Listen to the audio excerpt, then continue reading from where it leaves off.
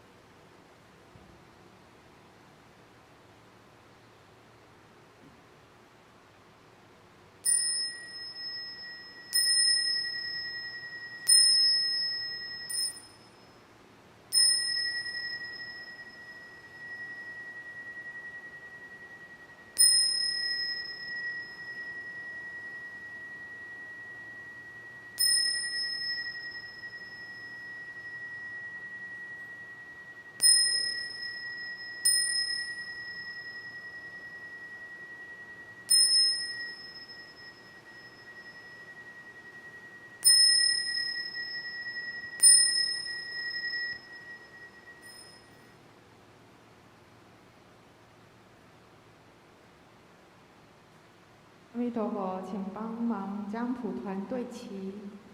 小蒲团记得带出班，请出班。